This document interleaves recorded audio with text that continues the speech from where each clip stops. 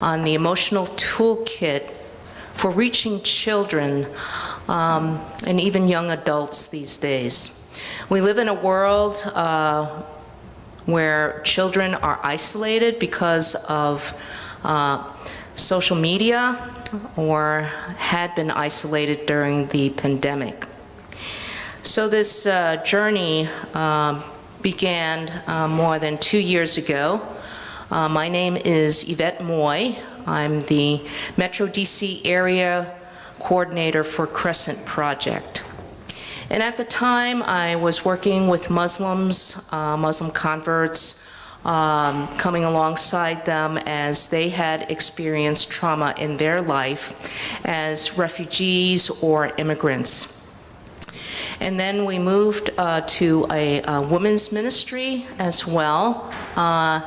And I discovered then that women or men may have experienced something early in their life, a wounding that has not healed, so that they could not begin the second half of their life in terms of pursuing their passions in retirement, or really being a blessing to other people, unless this trauma was healed. And so at that particular time, we were using a book called Listening and Inner Healing Prayer to help people process this wounding. And the question was at Fuller Theological Seminary was, does the Holy Spirit work over Zoom? Well, of course it works over Zoom. God doesn't really need our help. He works in people's lives. Then I took a class on pastoral care and came across this book called Growing Young. And it was a study done at Fuller Theological Seminary of 250 congregations across the United States, where they interviewed people on how they were reaching folks from 18 to 27-year-olds. So that is an important age group, especially here in Northern Virginia, because what has happened, the largest demographic was 45 to 60-year-olds, but many have moved to Richmond because it's cheaper to live down there, and so that is why the 2020 census reveals that the largest demographic here in Northern Virginia at this moment is 18 to 27-year-olds. And the reason why I bring this up is that if you watch what is happening around the country now with either violent acts or mass shootings, it is a person who lies within that age group of 18 to 27-year-olds. And so over the last few months, I have come to meet each of our speakers at different venues, whether it was at church or at a gathering just this July of a town hall gathering with Governor Youngkin, who actually is very, very concerned about children suffering from trauma or other woundings in their life. And so our three speakers will speak to that in terms of providing us some tools in which we can address some of these needs with our children. So I would like to begin this morning with a word of prayer. Dear Father in heaven, we are thankful for this beautiful autumn day to gather in your name. Dear Jesus, when you came, children were the most important thing to you, and you invited them to be around you. And you showed us how much they are valued and people of worth. So, dear Lord, be with us this morning as we explore how to meet the needs of young adults, of middle school kids, of high school kids, because they are exposed to social media, Lord. And they lack a relationship with others, and they lack a relationship with you. And so we ask that your Spirit would anoint the words of each of our speakers, and that our gathering might be the beginning of a conversation with others here.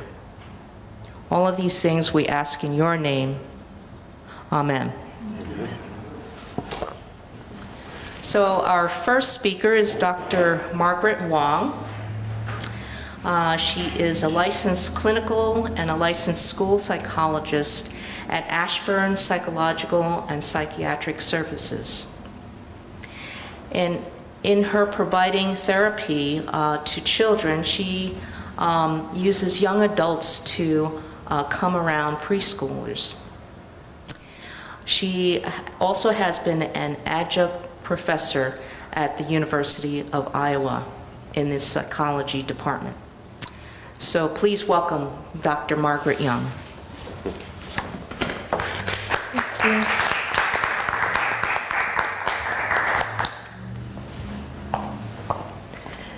Good morning, and thank you for letting me speak to you guys today.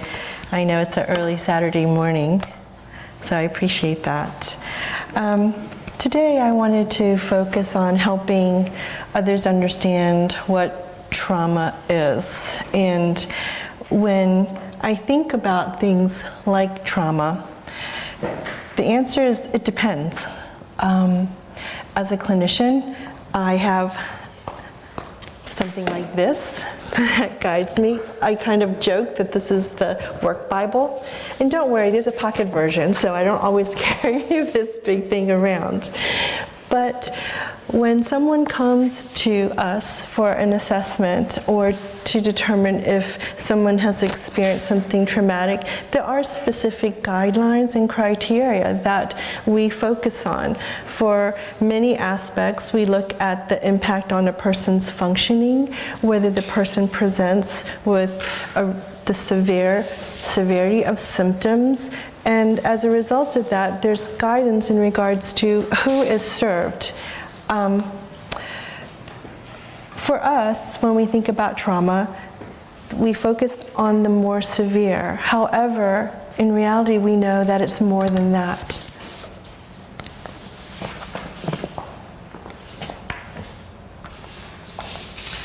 So, for most of us, trauma is an emotional reaction to a terrible event, and trauma stress reactions are normal reactions. They're expected.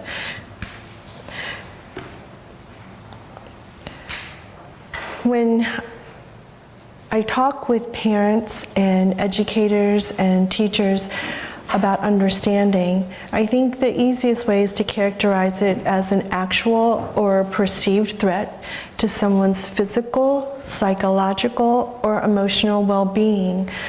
But it's so severe that the person is unable to cope or manage the feelings and reactions to it, and it also has an impact on their daily functioning. An example I think of when it comes to behaviors and whether something interferes or not, we think of something like hand-washing behaviors. We all do that every single day. When does it become a problem? I think that criteria has kind of changed a little bit with COVID, where we're all washing our hands a lot. However, if you're compulsively washing your hands to the point where your hands are raw, then it becomes a problem. Or it's interfering with your ability to do things because you're constantly washing your hands, it becomes a problem. When it comes to things like trauma, we also look at how it interferes with our ability to function.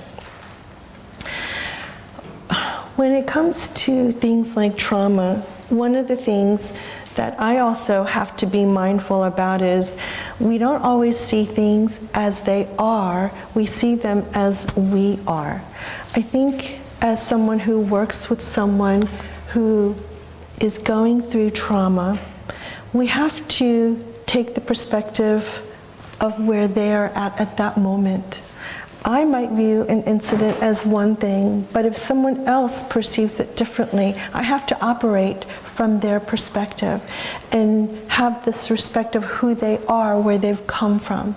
And this kind of statement helps me keep that in perspective. So, when someone has experienced something traumatic, there are a lot of variables on how it impacts them. It depends on who the person is. There are many people that are very resilient, strong personalities. We have many that are very shy. The circumstance of the event can also have an impact on whether the person experiences trauma or not. Where they are in stage of development or their age makes a big difference too, be it a very young child to an adolescent, an adult, or an elderly person. The meaning of the trauma also has an impact of how it affects them, as well as sociocultural factors, where they come from, their country of origin. Even for many of us where we grew up in the US, right? There are different expectations. So, what is it that we know about trauma? Oops. I think we have to recognize that trauma can be associated with a one-time event. We usually think of those as acute events, to more chronic events, things that occur across time. Examples would be domestic violence or domestic abuse. Something else that's important to know is that it has an impact on multiple facets of our functioning, be it emotional, physical, mental, spiritually.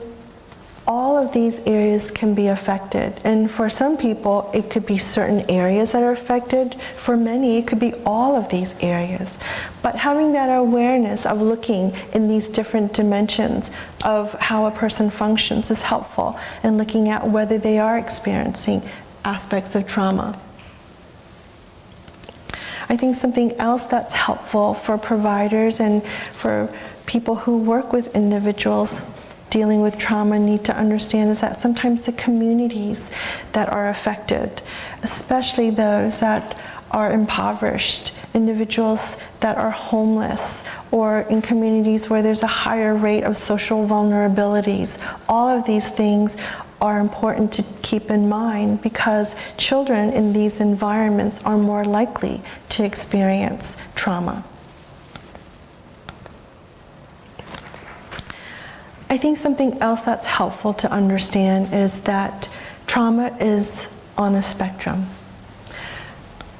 Now, we have the familiar understandings of big trauma, right? These are things like the death of a parent or a death of a family member, natural or man-made disasters, war, physical attacks, sexual abuse, emotional abuse.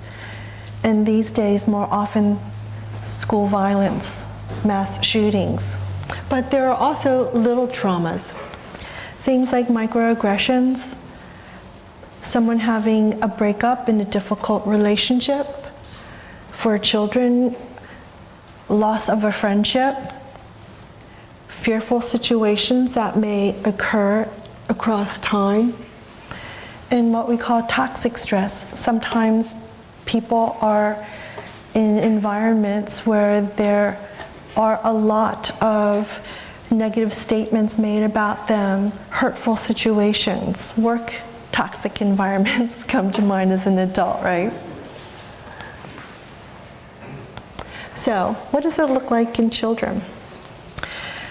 There are a number of fairly common triggers and circumstances for childhood trauma.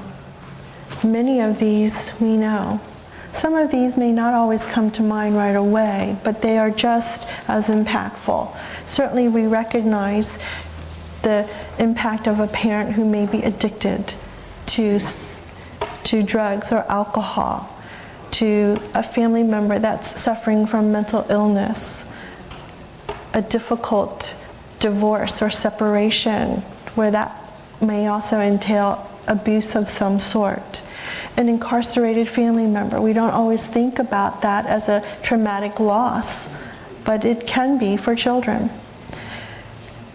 Sometimes removal from the home, and this isn't always removal from Child Protective Services, but having to leave your home for whatever reason, a relocation of sorts. This can also fall under that umbrella for trauma for children because they've lost their friendship group.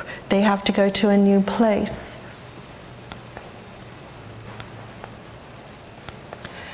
So I'd mentioned that trauma goes on a spectrum, but our reactions and responses to trauma are also on a spectrum. There are many that have very significant, very evident symptoms, and some very mild and some not at all. Now, there are expected responses to trauma. It is to be expected that a person who's experienced a traumatic event would be experiencing shock, denial even, the fight or flight responses. All of these are normal.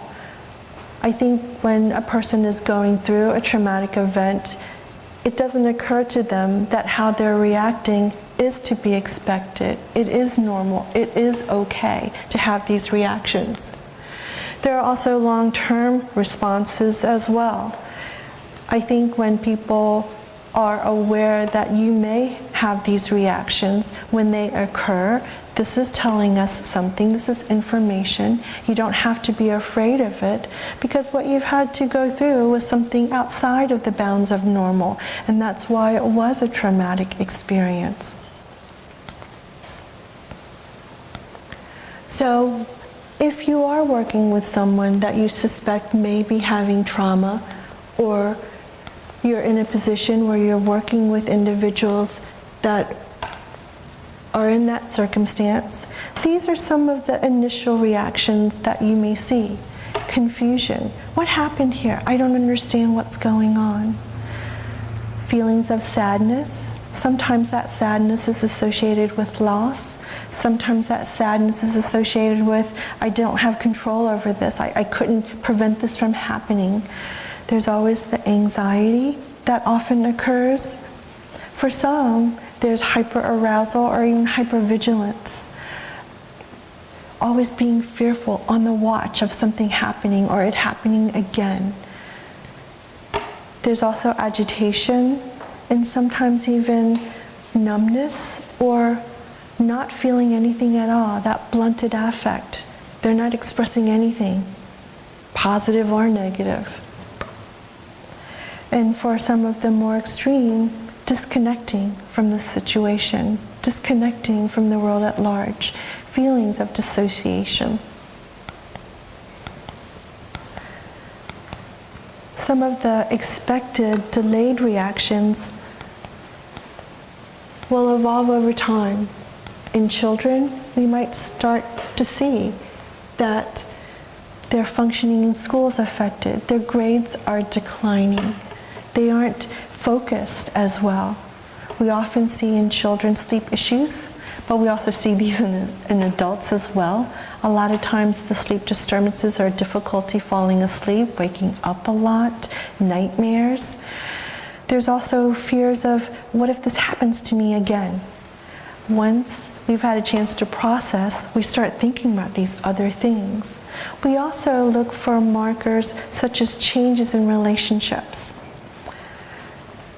For many, the flashbacks are a common observation, depression, avoidance, and I'll be able to talk about some of these things a little bit more, but also changes in emotional regulation, that ability to control your emotions. 1 minute you're happy, 1 minute you're angry and upset. In addition to some of the emotional aspects and behavioral aspects, there are also cognitive changes that occur within us. Oftentimes these are not as obvious, but when someone's gone through a traumatic event, they perceive that the world is no longer safe. And in many ways I would say yes, right? There's also the recognition that things are not in my control anymore, and that changes how safe we feel. A lot of individuals who have experienced trauma will also experience cognitive changes or errors in how they think. They're more likely to misinterpret people's actions.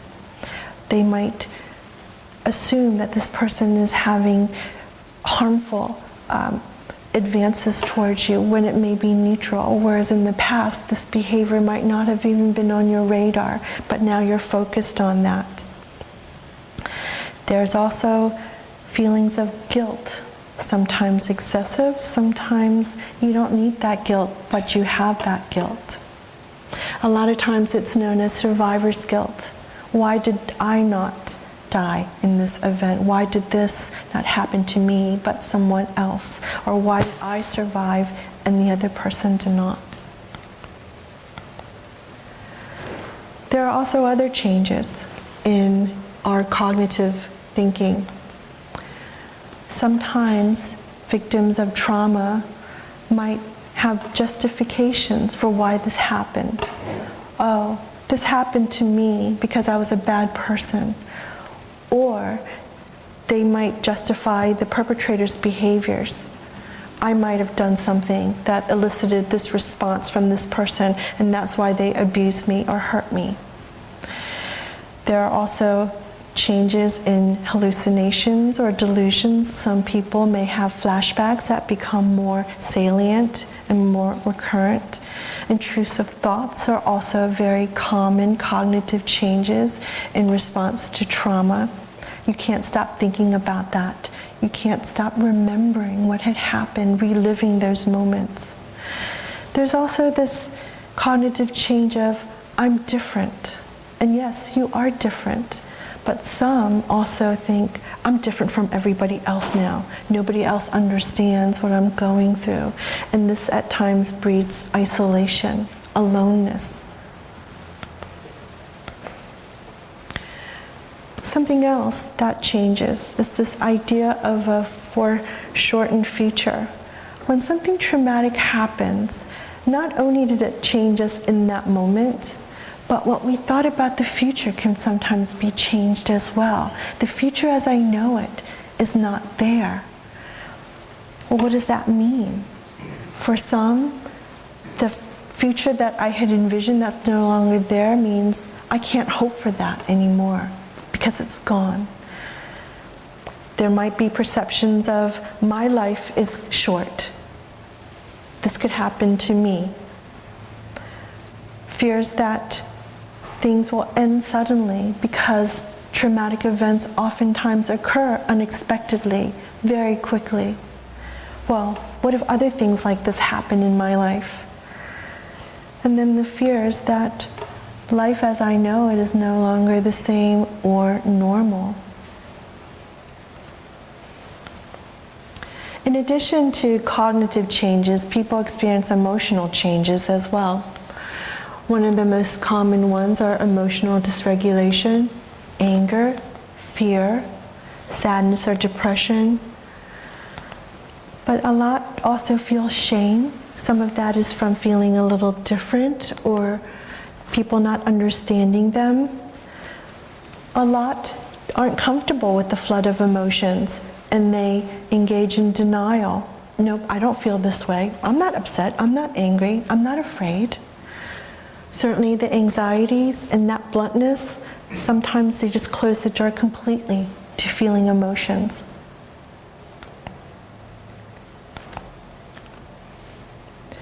It's interesting. Many victims of trauma don't develop more traumatic responses or even develop PTSD.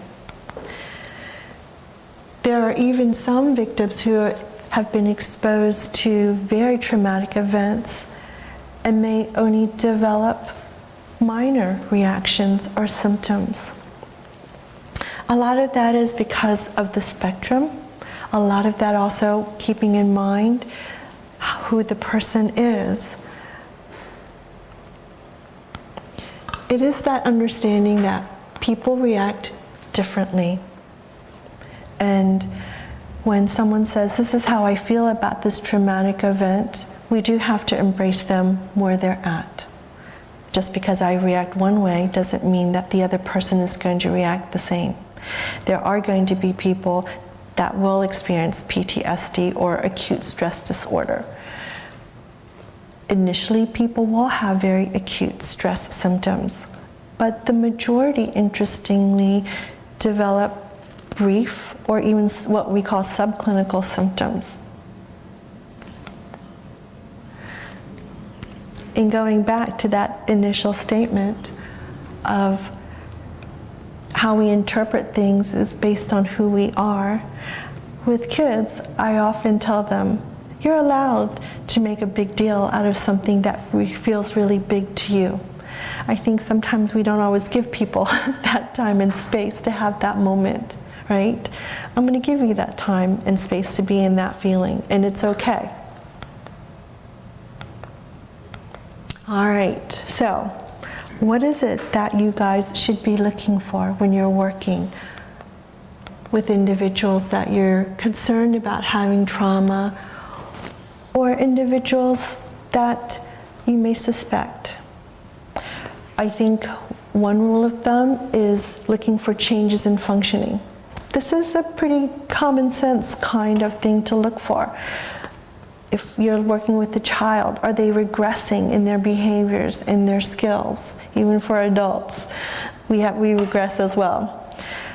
Not being able to do things that they used to do. Things are harder now. I can't do this, whereas before they used to. Changes in behaviors.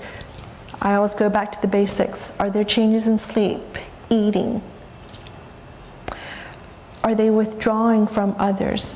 They used to be very social, but they're not spending time with others anymore.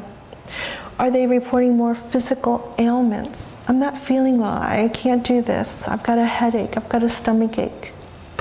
As an Asian, in grad school, I wrote a paper on how different cultures respond to stress differently. And Asians, we carry ours physically. We will go to an MD and say, I got a stomach ache, I have a headache. And they'll check you out and go, nope, you've got nothing wrong. And then you're thinking, oh no, it's emotional, it's psychological. But physical complaints and an increase or change in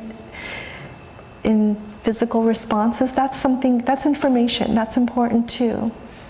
Increase in fears, nightmares, and concentration and memory. I see those issues a little bit more as I've gotten older, but we also see this when a person has been exposed to trauma as well. So we know that there are some common responses as well. The typical fight or flight, the freeze. There's also fawning. That's a little bit different. Most of us know what the common fight or flight is, right? When something happens, we just muster this courage and we deal with the problem, attack it, or provide a response, or we run away. You know, all behaviors are not bad, but it depends on what it does for you. So, with a fight response, I would make the argument that sometimes it is very healthy to have this response. It helps you stand up to the situation. It helps you establish boundaries if you feel someone's threatening to you. It's like, I don't like that. Don't do this, right? It also helps you stand up for yourself. But with anything, there's also an unhealthy facet to it. Sometimes we engage in fight responses for self-preservation without consideration of our choices and actions upon others. It comes out as anger or even sometimes aggression. We're yelling at someone in the line because we are just upset about that. We're triggered by something and we take it out on someone else. What does the fight response look like in children? Well, arguing is going to be one of them. Yelling. We also see a lot of changes in the words they might use. They might use more negative words, more harmful words. We also see things like defensiveness as a fight response from kids, deflecting everything as to everything else. because it's not about me.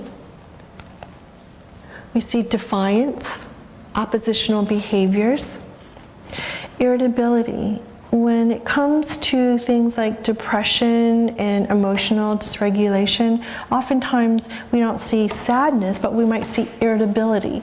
And this is under the umbrella of fight responses. Or the kid that's easily annoyed or offended.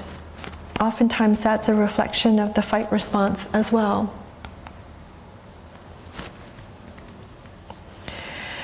Overall, the flight response is about avoiding things. I'm fleeing. I see a bear, I'm going to run, right? And that can be a good thing. But sometimes we run away too much. We run away from conflict when we need to do something about that or address it. Sometimes we run away from others.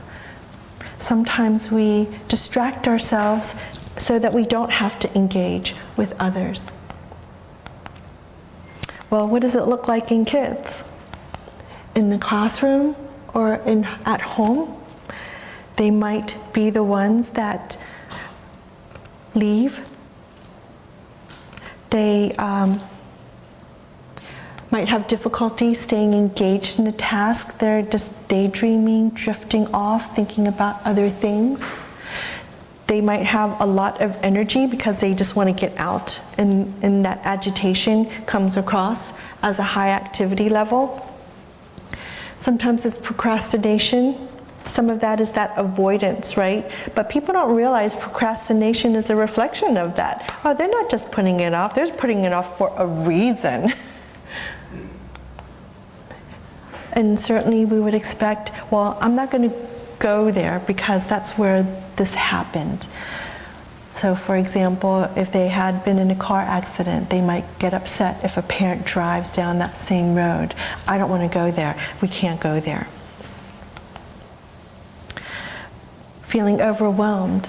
We see that because their threshold is much lower now. I want to escape, I want to get out of it. So if I lower my threshold of dealing with things, I get to escape that circumstance.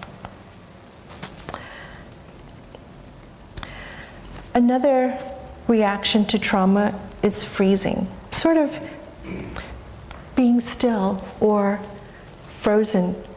So oftentimes with the freeze response, this can be pretty healthy. Sometimes if I stop for a moment, it gives me a chance to assess what's going on around me. Look, figure out what I need to do. Sometimes freezing allows me to be in the moment, be aware of what's going on, hearing what's out there, seeing what's out there. But with anything else, there's also an unhealthy aspect of that. Sometimes with immobilization, we don't do something that we should. We disconnect. We feel numb. We shut down. When it goes to that extreme, that is not the best for us. Well, what does it look like in children? A child who's gone through trauma that relies on a freeze response, they're the ones that's not going to answer. They might zone out. They'll tell you, I don't know, my mind just went blank. They may be verbally unresponsive. You get a lot of comments that, I just feel stuck. Nothing's changing for me. I don't want to move. I can't get out of bed. Also a sense of helplessness. I can't do anything about this.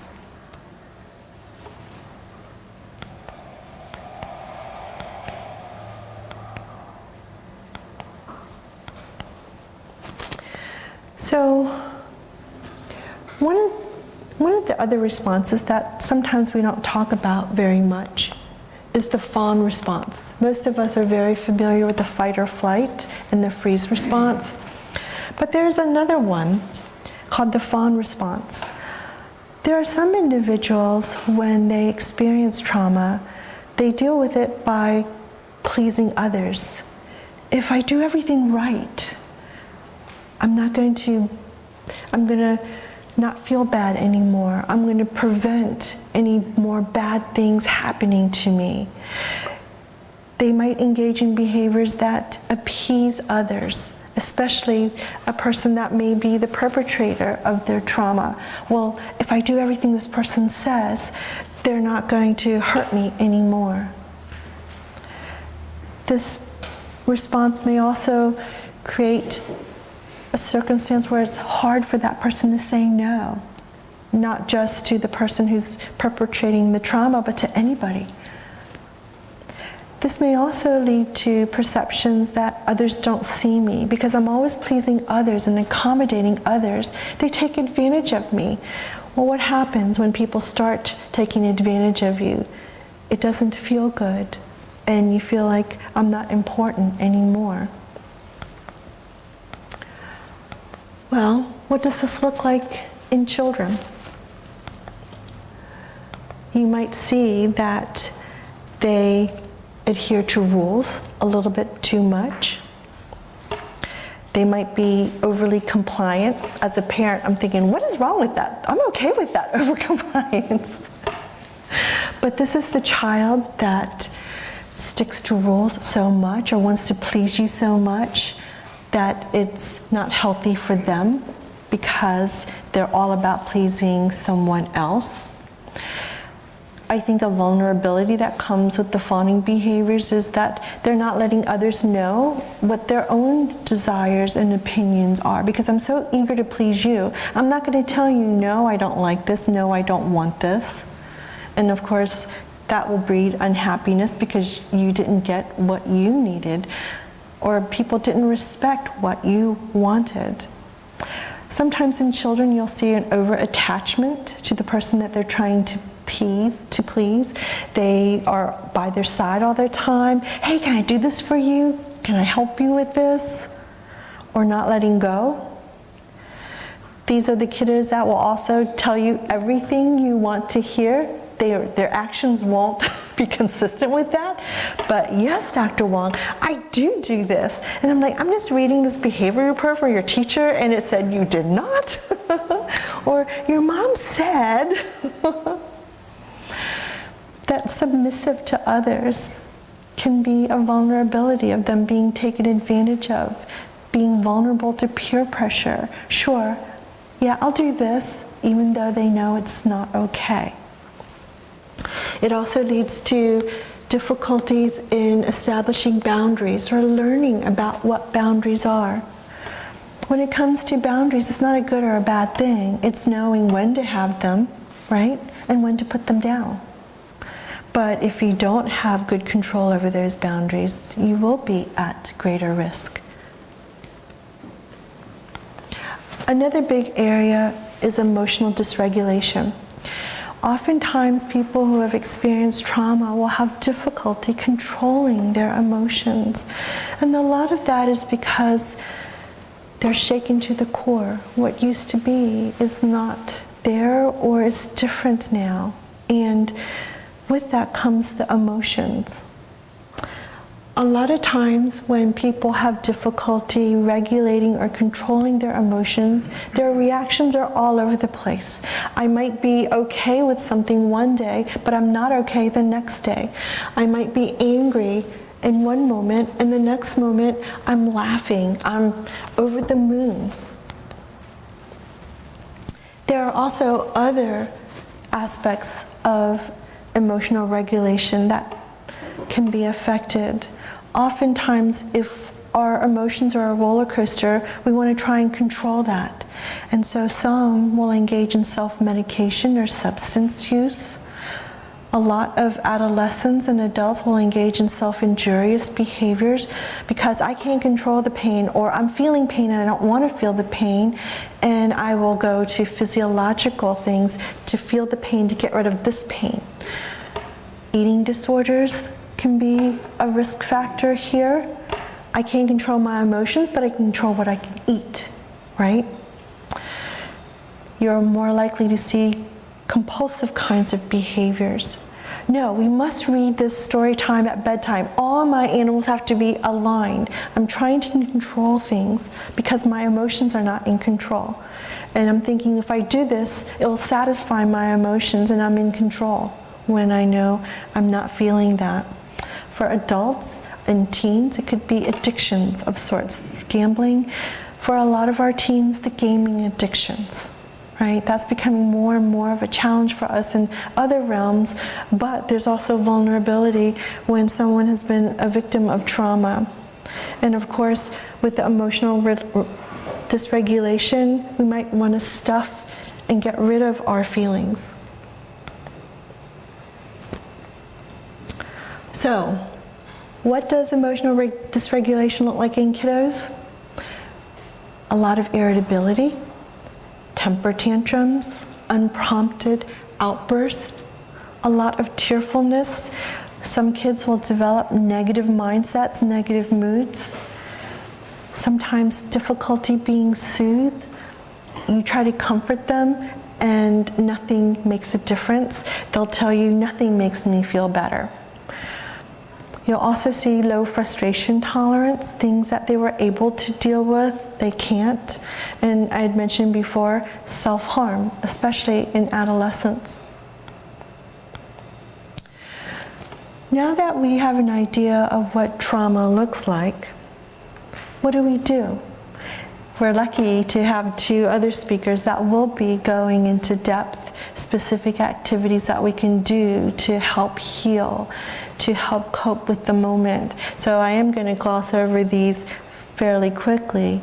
But when someone has experienced trauma, one of the things that we do need to do is calm ourselves, be it our mind, our body, our thoughts, right? And so some of the common kinds of things are related to this field of relaxation. Deep breathing exercises are one. When you work with kids, it's not as easy to say, let's do some deep breathing. Because I go, all right, is that enough? I'm like, no. All right, 10 times? No. Because I go, I'm like, that's hyperventilating, that's not deep breathing. And so it does require a little bit of finessing, right? In the previous slide, there were different kinds of deep breathing exercises. We have to give them pictures, activities to help with the breathing. A lot of my kids like the hot cocoa breathing. Pretend you're holding a cup of hot cocoa. You are breathing in to smell the hot cocoa. You're blowing to cool the hot cocoa, blowing the steam away.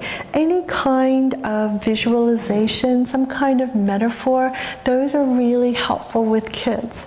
I put this up because there's this great website from Wholehearted School Counseling. She's this gifted artist, but her ideas are really creative. So if your kid goes, I don't like hot cocoa, she's got 100 others of different kinds. All right, maybe you're into flowers. Let's do this flower smelling one, right? But whatever it is, there is one out there. There are also the grounding strategies, using our senses as a way to help us in the moment. A lot of times when we're triggered after a trauma, we're anxious. We don't feel in control. We have to find a way to stay in the moment, and we're going to have these amazing mindfulness activities that we're going to learn. But grounding strategies are things like using senses, and there's a great resource that I've put up there. There's many different kinds, from using your senses to physiological ways of grounding, how to give yourself deep pressure hugs and things like that. There's also progressive muscle relaxation. This link actually is tied to a video. So with kids, again, it's not like, let's practice the script of progressive muscle relaxation. They're like, what are you talking about? So a lot of times through videos, we watch a video of how it's done. A lot of times there are narrative scripts that help walk us through, just like these two will be walking us through how to engage in some of these activities. I want you to think when it comes to children, multisensory, multimedia, multiple ways. So in my therapy sessions, not only am I showing them pictures, I'm telling them stories, we're watching videos, we're reading books, and so immersing so that in hopes of one of the pathways will make sense.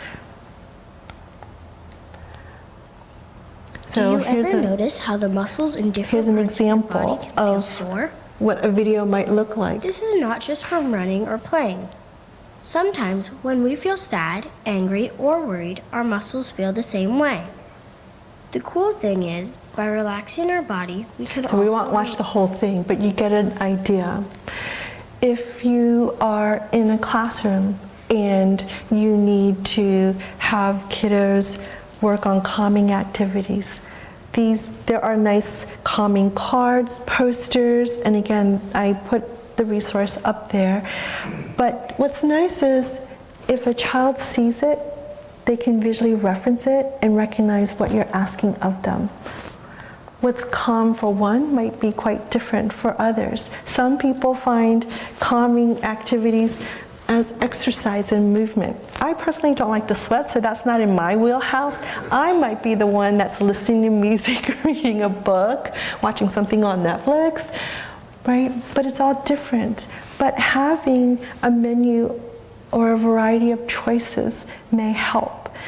And a lot of that is because, remember, everyone's different. Everyone reacts to things differently. Everyone likes different things. Having that mindset of having, as I joked, the buffet, right? Those choices are very helpful. So these are just some examples of things that can be done. There are other strategies too that sometimes we may not think of as strategies. When someone's gone through trauma, we need to get them back into a routine.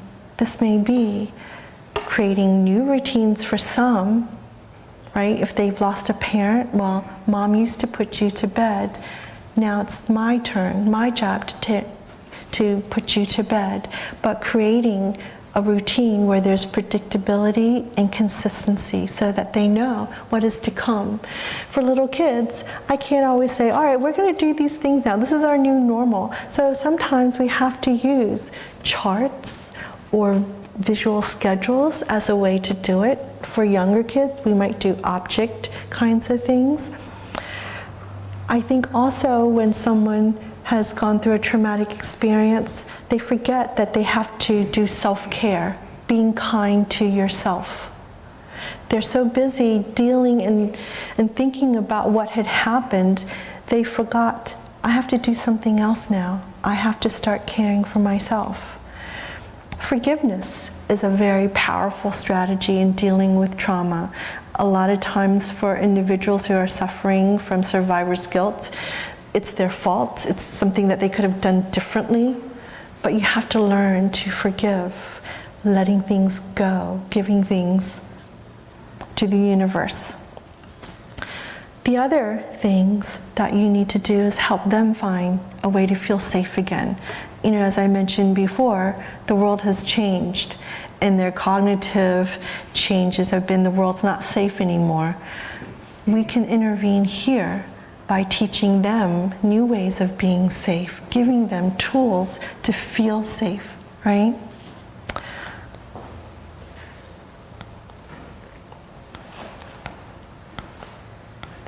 So, you know, because I work with kids, they don't always make connections for what to do. So I do have a lot of things. You know, I had mentioned before some of the activities to feel calm and feel safe. But for kids, tangible things make a difference too.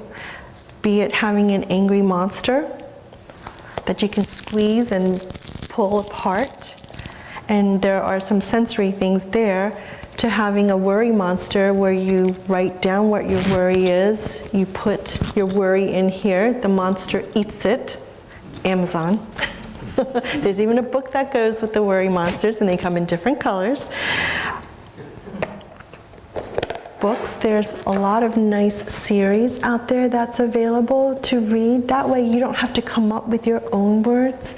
Sometimes parents will say, well, I don't know what to say, right? But there are a lot of things that you can do. When people are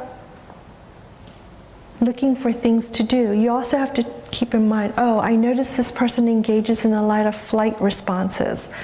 Well, some of the things that we can do is help them engage in more goal-directed behaviors. Instead of running away, think, wait a minute, how are we going to solve this? What can we do instead? Have more purpose in our actions instead of just fleeing. Helping them focus in the moment, and again, the grounding techniques, and as I mentioned before, the tactile kinds of things. I think we underestimate the power of our senses and how that relaxes us. So I mentioned before I'm Chinese, right? So my sensory thing is a bow. But whatever makes sense for you, if it's something squishy or something hard, tap into the senses. Many adults, you might notice, have little things like that we think of as fidget toys, but they can also be coping strategies. Things like worry stones and things like that, right? Again, anything that helps me from leaving the moment. And so sometimes for kids, we might have a bag of sensory materials for them at their desk that they can pull up.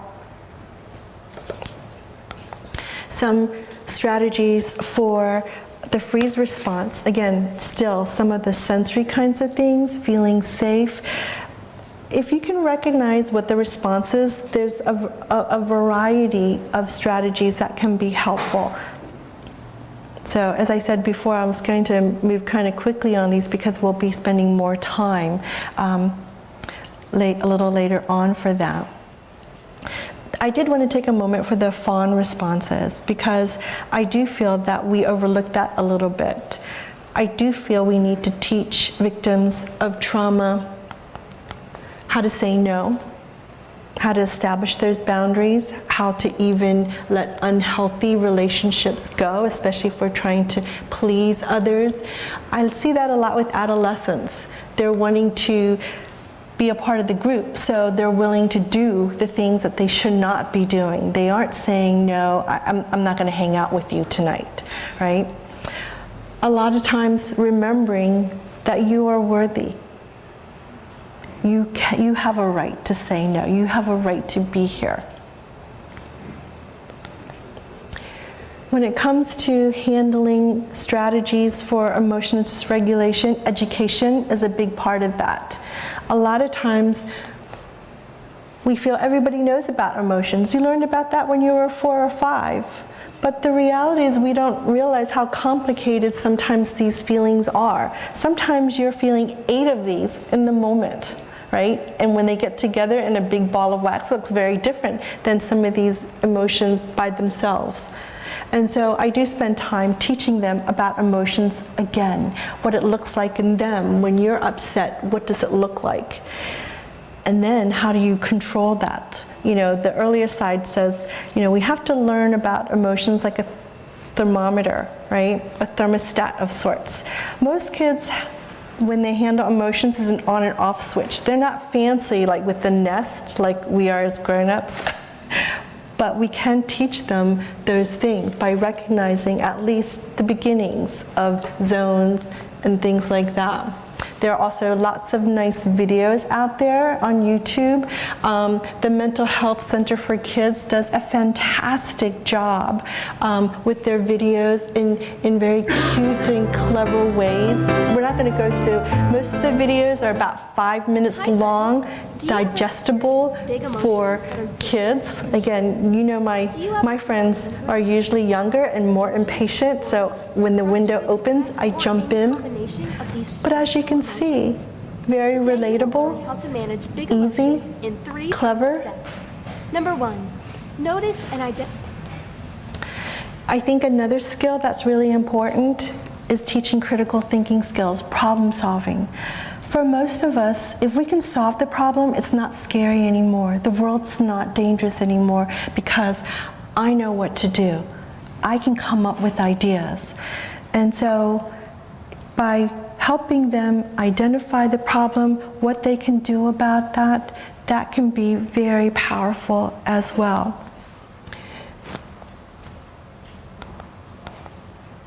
When thinking about what to do at home or in the classroom, a lot of the strategies that I talked about are relevant, but it's also making sure that we create the safe places. In the classroom, it might be a safe corner or an area in the classroom. It may be at home, I put in a little tent, and this is your safe place, right? When you go into the little tent, that's your safe place. My daughter, when she was younger, used to, whenever we got big boxes, she would decorate that and she would be in that box. Part of me was kind of jealous because I couldn't fit in there. But the idea is we all create our little nest, right? And sometimes we have to help them create this nest.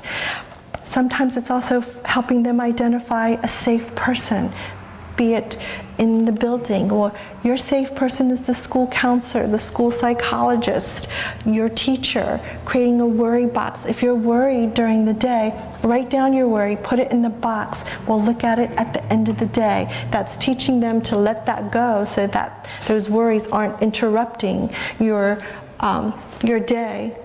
Again, reading stories, helping them see you're not the only one. I think something else we can do is create that positive growth mindset. And sometimes it's putting out those inspirational quotes. I go into the classrooms a lot, and I've noticed in recent years teachers putting a lot of these positive growth mindset posters, pictures, little envelopes. If you need something, take one, right? If you need a hug, you pull this out and someone will give you a hug. There are benches that you can go to if you need a friend to play with, right? You sit there and someone from your class is gonna run over and go, hey, let's go. I love these things. And these things are also helpful for us too when it comes to trauma. Something else I wanted to point out is the escape plan.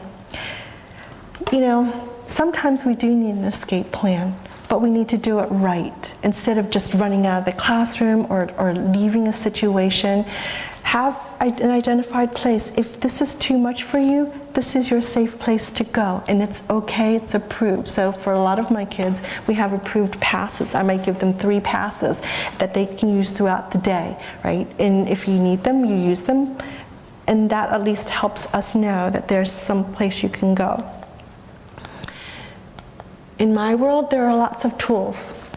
There's play therapy, cognitive behavioral therapy, the expressive therapies of art and music.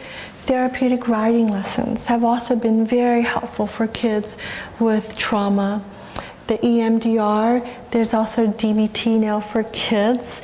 In the past, a lot of these have been for adults dealing with trauma. A lot of our soldiers have really been successful with EMDR and DBT, or individuals that have difficulty regulating their emotions. But there are also tools that are available for children as well in these fields. So if you need to refer them for services, you can see there's a long list of that. One other point I also want to make is special needs. Yep. Children who have special needs that have experienced a traumatic event, a lot of their symptoms that coincide with their condition may be magnified and look quite different. So also making sure you're mindful if the child may have ADHD or had already been anxious before, what that magnification of their symptoms may look like. And then also being mindful of what does a resilient response look like? I've spent a lot of time telling you what a maladaptive or a difficult response may look like, but there are also resilient markers that we can look for too, and making sure we might see them bonding more to others.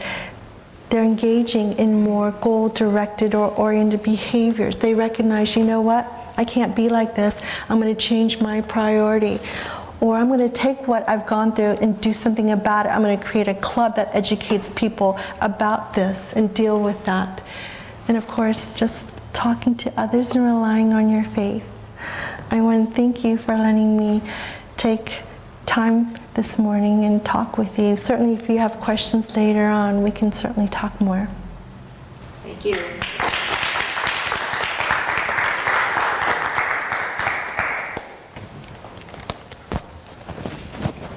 So on your tables are these sticky notes. If you have questions, please put them down and then put them in the bowl. At the very end, we will have a Q&A session for all three of our speakers.